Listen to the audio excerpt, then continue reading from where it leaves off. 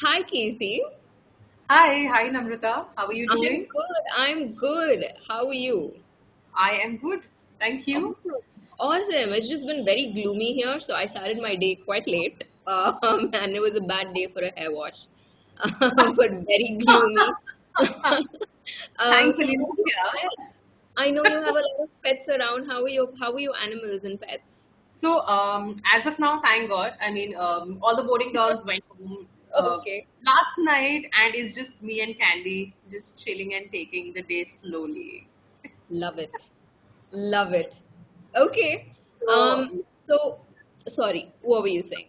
I was just saying that I run a boarding at home, and I run. I offer the boarding services for, especially for dogs who do not do well around other dogs. Okay. So, yeah, that is I what I love do. that. Yeah. Perfect. So I first of all want to begin by thanking you for taking the time today. We will keep it as to the point, as informative as possible. But I really do appreciate you taking the time on a Monday afternoon, no less. Might have not been easy, but I really appreciate this. Thank you for having me here. Of course, of course. Whenever you're ready, Casey, I think I definitely want to begin by starting on a little lighter note. Actually, the entire thing is light, but maybe the lightest note. Let's see. um, Let's see. trying to find out what, according to you, is your favorite story with a pet and its parent. How has that interaction been? Why is it your favorite? Yeah. All right. Only if I were to choose just one, because the scope of this talk allows Okay. that much only. So I think I will pick this story of a retriever dog. He's 2.5 year old, and there is this post that was going viral on all dog parents groups talking about how abusive the parents have been, and the dog has just been tied in the balcony, and Mm, a lot of people, rescuers, went there to talk to the parents to get them to give up the dog. Eventually, they moved the dog into the bathroom for a while, and then I was mm, reached out by an adoption coordinator, and she asked me if I can just talk to the person and guide the person into what can be done better. So, mhm. thankfully, I met them, and we had 3 sessions, and later on, after those 3 sessions, I received those pictures where the male person of the house is sitting on the sofa with a small kid on his next on his side, and Rocky the dog is sitting right in front of them, and he's feeding him watermelon using a fork and a bowl. So Okay. I think the mindset shift that happened there, that I was able to be a part of, uh, that is the base of what I do and why I do. Because, frankly speaking, I'll talk about that. I was an accidental pet parent myself, and I did not know what to do, and it was overwhelming for me with both my dogs, and it was actually overwhelming. And I would resort to yelling. I would resort to scolding, punishing them, etc., raising my voice, etc., etc. And then I realized that, okay, I mean, people should not be like raising their kids, dogs this way. So I think there's something that I need to change there, and that is where I learned better methods, and hence that is where I started on to my positive reinforcement, empathy based, learner focused methods. And this was one of the examples where I was able to be a part of that and change that mindset, that Mhm. exactly Rocky's not testing your patience. He needs some things. There are some unmet needs that if we are able to meet Rocky in the middle path, I mean, that would be a better companionship. So, touchwood, they're doing great. I do receive their pictures, I do receive their videos, and I think that that's really the best part. I love that. That makes me so happy because I don't know how many people can say that I played that kind of a role in um, changing that entire situation, because a lot of us, and I can speak on behalf of a lot of us, we do end up feeling very helpless in situations like this. because we don't really get a say in how somebody treats somebody inside of their household, right? But I love that you can say I was a part of that transformation, and I'm very happy to know about this. And Thank you for I mean, you can't really blame pet parents here because Mm. the information out there on social media or on Google uh, is so vast. I mean, it's Yeah, miles apart. Somebody yeah, says, comfort your dog when the dog is fearful. The others are like, no, you should be dominant. You should show them who the alpha is. And maybe people are saying, do not comfort your dog if he's scared because that will yeah. reward the fearful behavior. It does not. So Mm. I know it gets overwhelming for pet parents. Yeah, So, yeah. I love that. I love that. Perfect. So quickly moving into, I think just very curious to understand what are some of these common behavioral issues that pet parents tend to overlook, right? Yeah. But what would you say, hey, I understand that you could potentially overlook this, but here's why you should be seeking advice for these. Yes, yes, yes. So now that we are on this topic, I agree that a lot of people are not ready for the professional advice or working with a professional right off the bat when they get a puppy. But then, Correct. first and foremost, is if your dog is doing anything uh, right or wrong to nahi hai, because I mean dogs in general, Yeah. all the animals are amoral. They don't Yeah. have those moral values. This is right, this is wrong, this is good, this is bad. Yeah. Anything that works for them, they'll keep on doing it, right? So Mm. if your dog is doing something wrong, you think that raising your voice or scolding your voice or Mm. showing him your raised hand is going to stop the behavior. For the Mm. moment it does. For the moment it does. And that is why parents think that, okay, this works. And the person Mm. keeps on doing it.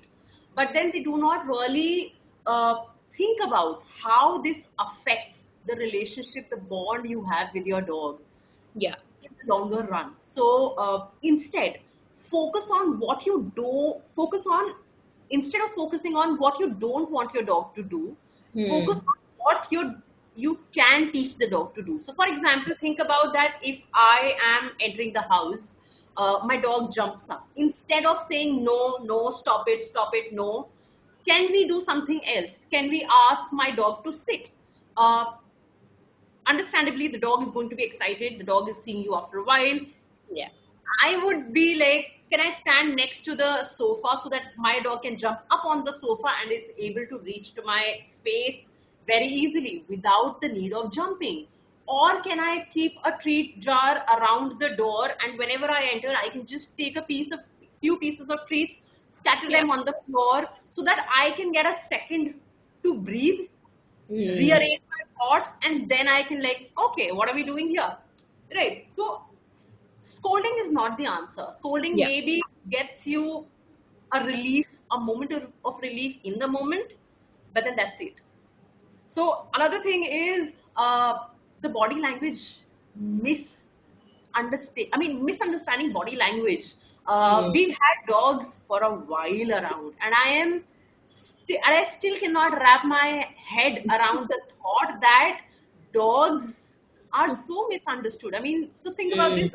You have two pictures of dogs on their back, dogs rolling on their back on the screen. But then only one of them is happy, and only Mm. one of them is maybe inviting some play or Yeah. touch.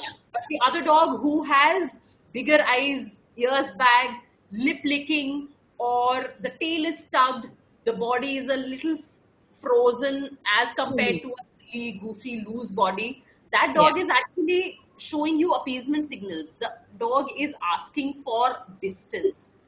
So Mm. a lot of times these small body languages are misinterpreted, thinking that okay, a wagging tail dog is a happy dog, and Mm. only if we are able to understand read body language properly, I think a lot of behavior issues, a lot of bites, in fact, can be avoided. So Mm. this is one thing, and this is the second thing, and the third thing is that when we think that, oh, these are subtle, these are small signs. So for example, if a dog is eating food and somebody walks by them and the dog growls and then Mm. starts eating the food quickly. The person Mm. is like, oh, nothing serious here, nothing serious going on here. Or I was in a consult for a dog who resource guards his food bowl and nothing else and has bitten people in the household. And I was in Okay. the consult. We had newly introduced raw bones to him, Mm. and this was told that okay, the dog is at a distance and you do not need to approach them.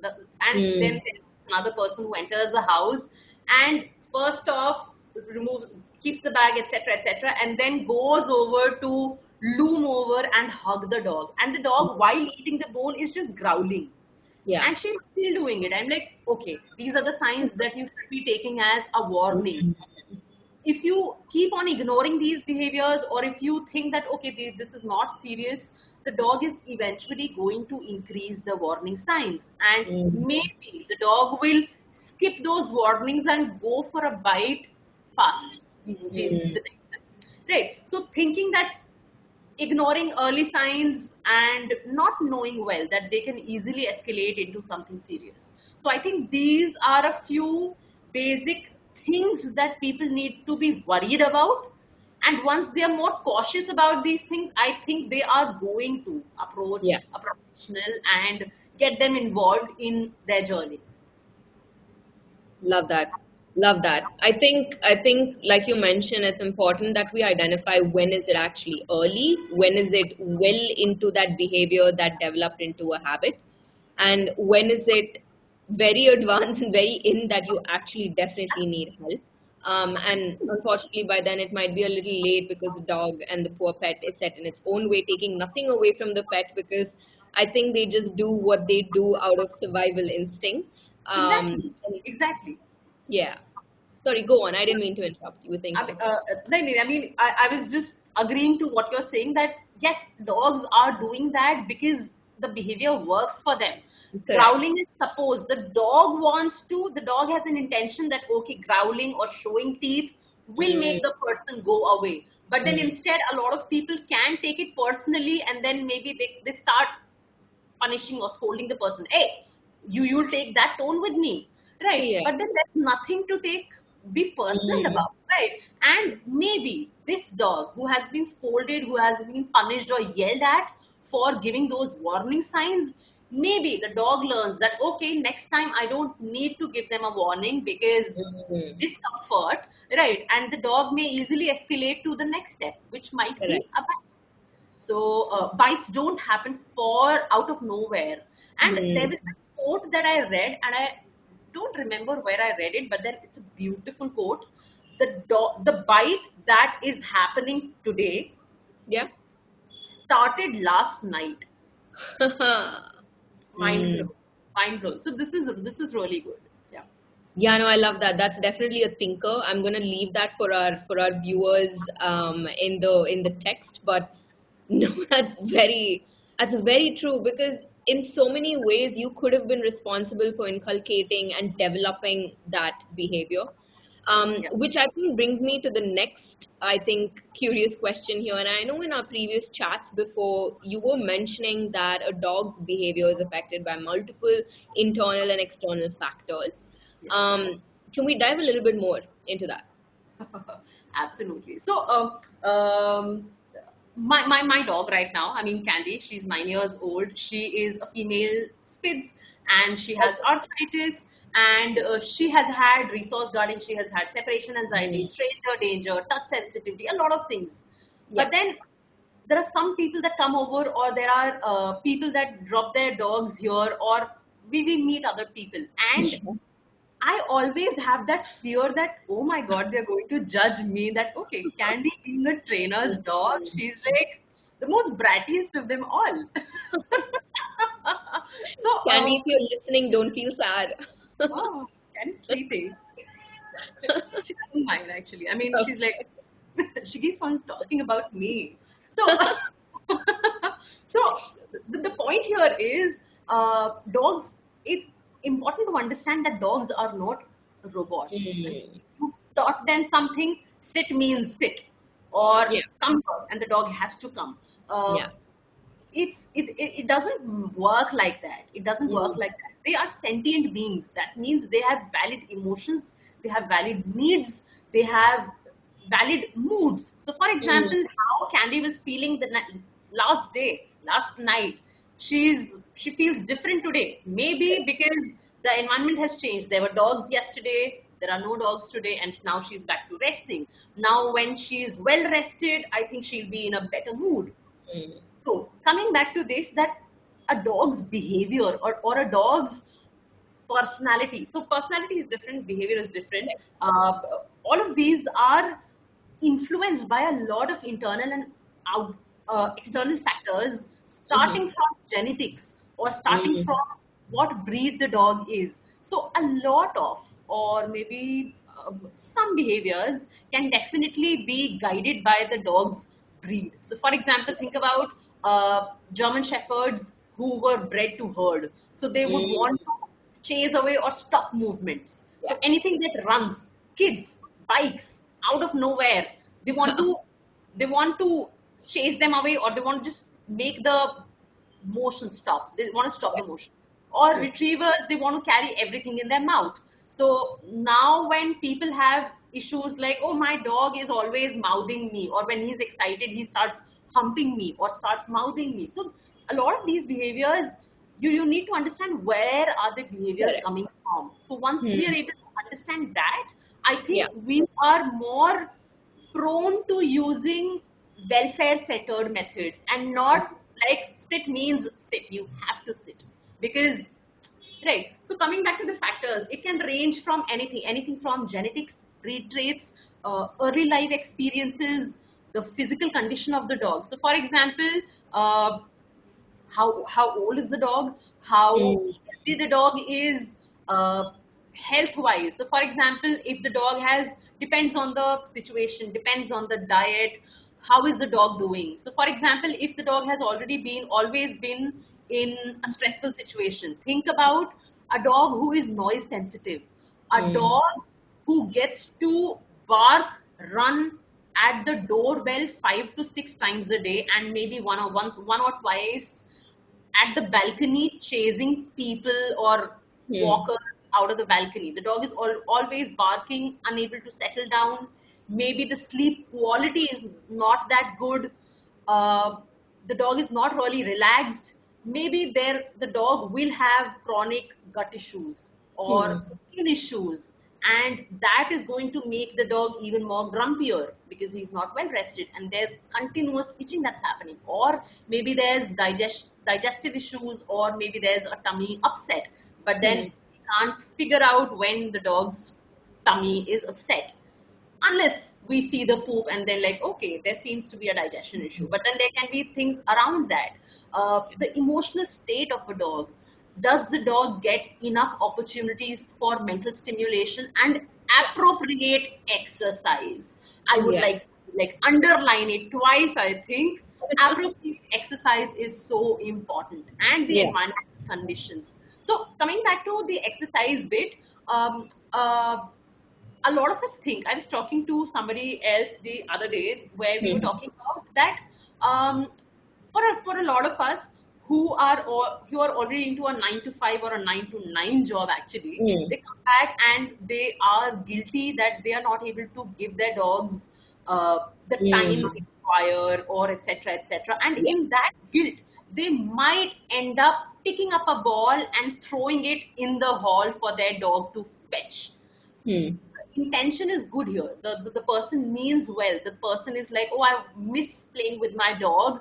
But then Correct. maybe the choice of Mm.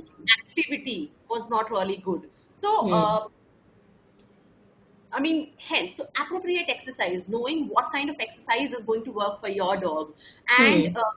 a major issue that I keep on seeing is that dogs who are Mm. hyperactive dogs who are not able to rest down or rest. People think that we need to play more running games, walk them a lot, etc., to get them to tire, right? Mm. But then the goal of exercise, we don't go to the gym to only to drain and sleep. We Yeah. don't. that is not the goal of exercise, and same holds true for our dogs. Exercise is Mm. not to drain them, and thank God they're sleeping. It's not the goal. It's not the goal.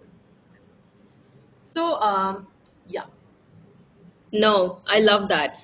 Because just very recently I came across a pet family that does not take the pet out for walks because the pet does not prefer walking. It's a small animal, it's a small breed, and she is a fragile little thing. Makes sense why she would not like climbing up a flight of stairs, why she would not prefer going out on a walk. yeah, Um, in such instances, if I were to mentally stimulate or physically stimulate my pet in a healthy manner, if yeah, you were to give me two top tips yeah. for pets like this, I know this is off the charts, but just very curious to understand what happens to a situation where the pet does not want that physical activity, does Yeah. not want to mentally participate in any sort of games or finding the hidden treats. How do we get that going? How do we handle that? So when I'm personally working with that dog, so okay, Mhm. why I love to talk about this, because a, my dog Candy is also reactive, and Okay. since the list is never ending. She is Okay. reactive when she's on leash. When she's on leash, she's leash reactive actually, and Hmm. we mentioned that she has arthritis. She has hip dysplasia actually, and Hmm. that makes her not want to go on walks every day. So we do not go out on daily walks. We do not. Hmm. So what can be done in that case is a, understanding why does my dog not want to go out. Is it the Hmm. harness, is it the collar, is it the area that is stressful, and the dog is like, okay, I don't want to go into Hmm. that stressful environment again. Is it actually the stairs? Yeah. What else is happening? What else is happening? So for Hmm. example, figuring out what the trigger is, can we instead drive the dog to a certain bigger area, where a natural area where the dog is Hmm. able to explore things without triggers being around. uh, See if that changes anything. And second definitely has, first actually has to be ruling out any pain and discomfort. Absolutely, you cannot be asking a dog who is in pain to go out for a walk, and the kind of walks that we actually do on a short leash, just walk straight, pee, poop, and then come back. I mean, those walks are serve no purpose at all. They serve Hmm. no purpose at all. So thinking about ruling out pain, discomfort, and second is thinking about what in the environment can be distressing the dog. Can we change something in the environment? So I think this is for starters. Love that. Love that. Okay, so I think that just very directly brings us to our next topic of discussion, which is pain and discomfort, right? Um, how do the two of them affect a dog's behavior, and how can pet parents actually help here? Like, I definitely know coming to Kirti, coming to the industry, coming seeking help could be one of it, but I'm sure there are steps before seeking help that I can take care of as a responsible pet parent or a parent that loves and cares for the pet. So I guess just trying to understand how does pain and discomfort affect a dog's behavior, and Sure. what is it that the pet parent can do here? Absolutely. So let me gather my thoughts. So okay, think about this. That okay, why do I start? So uh, pain is a very important topic to me. Very Okay. important topic to me because of all the mishandling, of all the misdiagnosis, or Mm, things that I've seen in the industry so far. I'm still learning.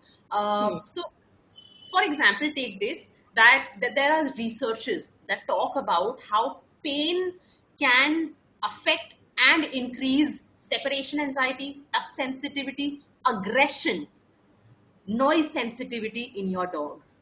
mm. All right, let that sink in. So, Yeah. uh, pain, there are researches that talk about how pain affects all of these behaviors, and in a Okay. lot of reasons, in a lot of cases, uh, starts these behaviors. So I'm talking about touch sensitivity, I'm talking about noise sensitivity, separation anxiety, aggression, a lot Hmm. of these things. And in a lot of traditional methods that we've been following, traditional ways to train a dog, we've been talking about obedience every time. So, for example, if a dog is being aggressive in the house, thinking that showing your dominance or Hmm. getting the dog to suppress the behaviors is actually working. But then that is only neglecting the fact that your companion, your dog, your supposedly best friend is in pain. And Yeah. you are ignoring the simple fact. And that is eventually, I mean, degrading the quality of life and his welfare. So, hence, it also affects a lot of sleep quality. And when we are Hmm. talking about sleep quality being down, the mood is going to be groggy, the behavior is going to be groggy, the kind of response that I show to my dog is going to be bad. And this is a vicious circle then. We hardly come out, we hardly are able to come out of it. So, talking about pain, what is pain? So, pain is basically a sensory and or maybe a physical sensation. So think about this, that maybe I like to sleep without a pillow, and one day, one night, I mean, I used a pillow and woke up with a sore neck. Hmm. Right. So I know that the neck is sore. But for our dogs, what eventually happens is that if I tell the person that, okay, your dog's gait, the way he's walking, the way he's getting up or lying down seems off, I think Hmm. pain and discomfort needs to be ruled out. The second thing is, oh, I took him to the vet. The vet said that there's no pain. And now the person has ruled out, everybody else except the dog has ruled out that there's no pain. Right. A sore neck that I wake up with in the morning. I mean, I did not have to go get an X-ray to rule the pain, that rule that there's pain. Why do we have so low standards for our animals? So I think empowerment comes from understanding why something is happening and reading more data backed scientific information. Right. So coming back to pain, so pain is not just muscle pull, joint pain, etc., etc. So it's so much more than that. So it can be musculoskeletal, talking about joints, pains, bones, muscles. Sore muscles happen, or if a dog is used to running around a lot, doesn't get to settle down, or is slipping on the floors inside the house, because everybody has, I mean, every housing has these slippery marble or tiles floors. There are dogs who have a lot of chronic ear infections. There Hmm. are dental issues. So there can be gastrointestinal. So talking about, we were just talking about this, that for example, think about this, that a dog who is constantly barking, doesn't get to settle down in the house, has a constant tummy upset, etc., etc. So this is a chronic issue because the dog is already in that stressful environment and the body is not able to get a rest from anything. So it's a vicious cycle. The intestine issue, the gastro thing keeps on happening. Then fifth one can be matted fur or skin infections. So we think that, oh, it's just itching, it will go off. But Hmm. then we do not consider the fact that, think about this, that if I'm constantly itching, I think I'm going to be more impulsive. I'm going to be frustrated easily. I'm going to be very grumpy. Uh, right. I mean, my mood is going to vary a lot. So there are so many ways how pain and discomfort changes our behavior. So behavior is not something static. Okay, today I'm this, tomorrow also, or even afternoon 5 p.m. I will be this. Doesn't Yeah. happen. It Yeah. depends on your environment. It depends on your basic needs being met. It depends on a lot of external factors and internal factors. So Yeah. sorry, I keep talking a lot, but then okay, I want to talk about this. I want to talk about this. So I met this household. There were three dogs, and then there is this 2.5 year old white, fluffy, cloudy Samoyed who Okay. the parents have always been complaining that he barks a lot and he jumps a lot.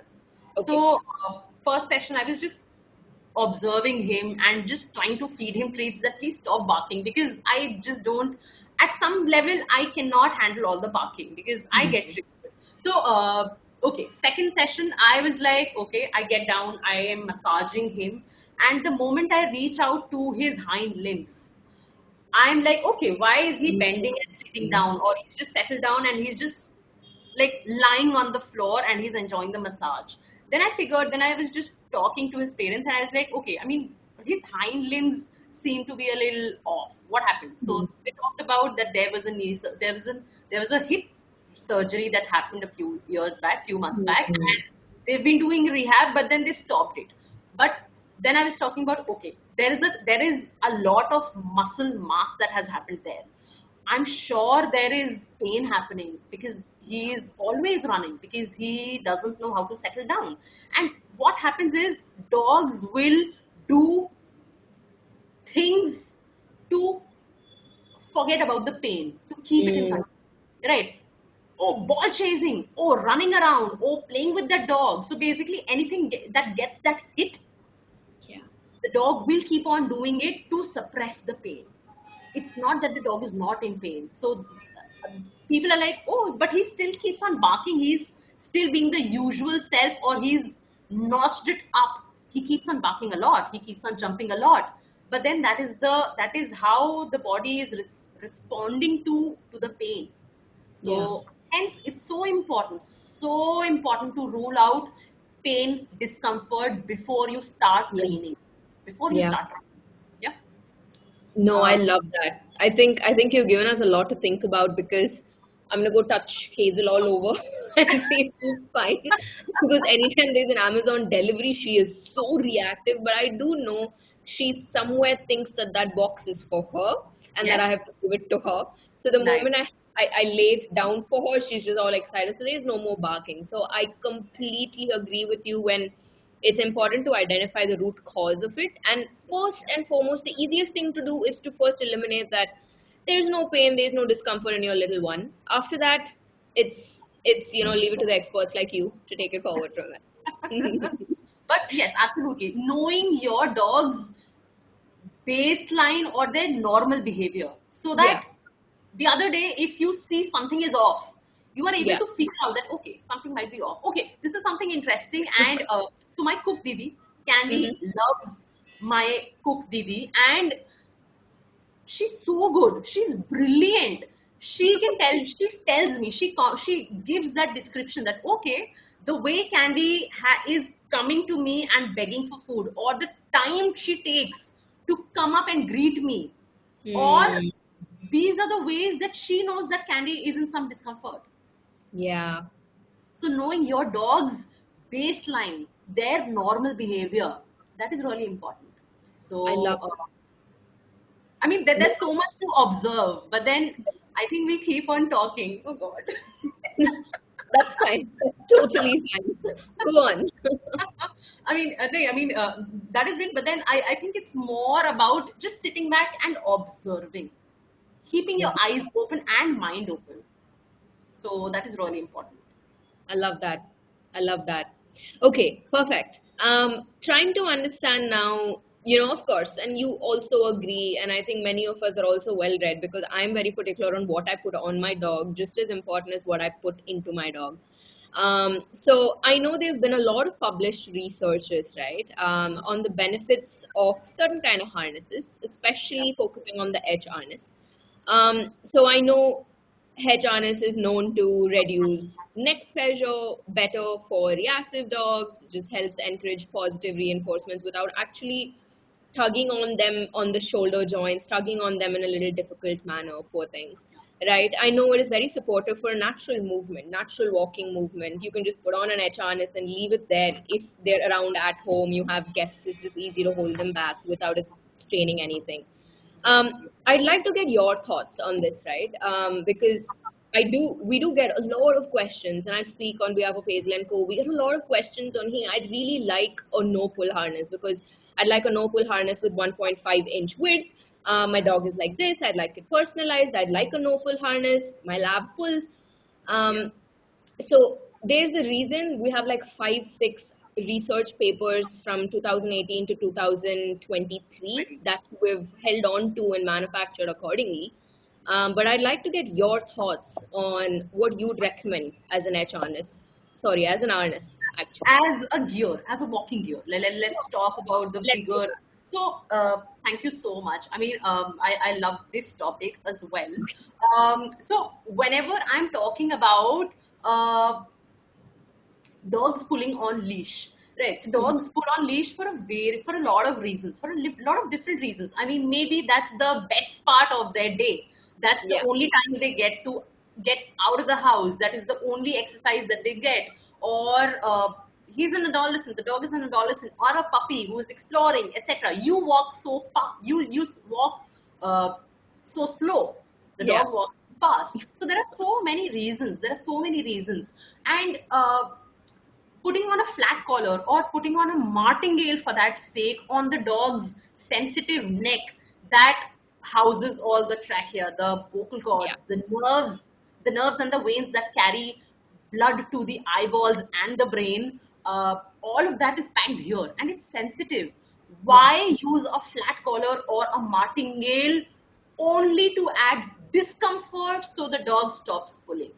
So the dog stops pulling for the moment is very important. The dog stops pulling for the moment to avoid discomfort on the neck. yeah. And that is not really, I mean, we were just talking about this, this is not really the best kind of approach given the long term opportunity. Right. Mhm. So, coming back to harness, why I love using harnesses and I recommend like everybody to use it. So, there can be pros and there can be cons, and using a well fitted, the best kind of harness for a dog is very important. So there are so many. I mean, I hate the fact that the whole industry is so unregulated, and there are so many brands for everything, and they don't really have things right. Yeah. Even if it's an edge harness, uh, it's not. I mean, oh my God. I mean, it has a very flimsy uh, back support, Right. and Yeah. with the leash, the back support is just moving around on the over, or all over the ribs. Mm. Not really good. So okay, coming back to I have a lot of like I have that fight to pick with. Okay, why is the industry so unregulated?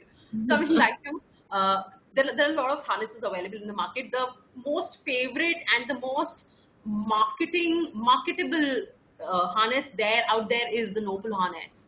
Okay. So it's easy to put on, as you would say. So basically, it's the first harness that you can see on the screen. So that's the Noble harness. So what it does is basically it sits on a dog's shoulders, restricting movement. Yeah. Right. And second is it sits on the front sensitive part, on the neck part above the neck bone, and it is restricting so the dog doesn't pull forward. Yeah. So what happens with these restrictive harnesses when used over a period of time is that there is a lot of soreness in muscles, joints. The dog is not able to move, relax properly when out on a walk. The dog is going to even pull more harder in that, and you will have to pull back harder than that. Yeah. So, not really the best kind of uh, enjoyment that I want on a walk. Definitely not. Second one that you can see on the screen is a step-in model where the dog's limbs go in through the loops, and then it is clipped on the back and the leash is attached. So what happens here again is that uh, a to put it on a dog, it involves a lot of physical manipulation, Yeah. and I don't really like that. I mean, I find it aversive. I would find that aversive if somebody does that to me, like picking up your dog's legs and then putting in the harness. It's absolutely not required, especially Yeah. for a dog, because what happens is eventually the dog starts moving their hands away or starts biting on the hands away, mouthing to stop that. Or there's a lot of fidgety movements that Yeah. happen when it comes the harness drama, right? Mm. Unnecessary. Avoid it, because what is the dog? The dog is already associating all that ruckus with you, right? Mm. Right, the negative associations that okay, the person is coming and then the person will pick my hand, No. physically maneuver me. Not required. Then Yeah. coming back to this, the step in model. So basically, if you can see, the step in model sits exactly in the uh, behind the elbow, like behind what I mean, I'm short on words. What is that point called? It's exactly in that it sits right uh, I feel like it's that limb joint, like right around the joint of the four limbs. uh, Um, do we want the actual term for it? I can quickly Google it. yes, I'm so sorry, I mean, it's That's just totally fine. Let's uh, Google it. Totally fine. Yeah. so all right, leave it. So basically it sits right in the underarm of the dog, and it's Okay. going to be irritating to the dog. the f- Mm. the, the above part actually again sits on the shoulder, Yeah. again restricting the movement. So these are not really the best or the best fitting harnesses available out there in the market. The Mm-hmm. only safest option that we have as of now is the H harness. H harness. I mean, why? Why does it work? Because so basically, what happens here is if you see both the other harnesses front part. So what happens is the Y of the H harness in front sits on the dog's neck bone here, the bone Mm. part, the bony structure, and does not sit on the muscular part or the softer part of the dog's neck or the thoracic capacity. Right. Mm. Second is it does not sit on the shoulders, the joints, making it non-restrictive. And the third is it does not sit in the elbows. It doesn't sit in the underarm area, creating shuffling, creating friction, not irritating the dog, right? So, hence, this is actually one of the best harnesses available, H harness. Uh, so, yeah, other thing. I mean, I'm not sure if we spoke about this or not because a lot of people think that harnesses cause pulling, Mm. right? I mean, I'm sure it's out there, but harnesses do not cause pulling. They do not cause pulling. Pulling is an operant behavior. The dog learns exactly like sit, Mm. uh, exactly like sit down or mat or Yeah. any other behavior that you teach your dog. So pulling Mm. is exactly that behavior. So think about this: that food appears and the dog starts jumping up. The food is not causing pulling, teaching the dog to jump up, right? Yeah. So, that needs to be taught. So why is the dog pulling? We talked about it. That dog is like, okay, wow, so much fun stuff to do. This is the only fun thing that I get. This is the only exercise time that I get. Lots of Mm. stuff that happens. We walk slow, and the areas that we have, the urban areas that we get to walk our dogs in, they're so stimulating. It's just like a small baby watching Cocomelon and not able to shut down. Yeah. Right. So, yeah, I mean, that is what happens. So, if you want to change that behavior, don't change the dog, change the environment. Yeah. Right. I mean, so I think, yeah, I think I will stop there with this. But then, okay, harnesses do not cause pulling. They do Yeah. not. I like that you brought that up because we did get a lot of customers request for martingale collars, and we do not make martingale collars. Yes, on special requests, when a specific trainer has recommended a martingale to a pet, is just on a one-off case is what we tend to it. Yeah. But we commercially don't market or produce the martingale collar. But our most requested product has always been the martingale collar. And one of the reasons is no, the harness encourages a pull because it's just comfortably holding my entire dog and keeping them so comfortable to walk. Yeah. And Yeah. it's just telling them, hey, okay, now that you're comfortable, pull, tug on me, let me just scrape through. And because of which the martingale's a little more of a, I think, not a fear instilling, but a more corrective acceptance. Controlling, Yeah, controlling.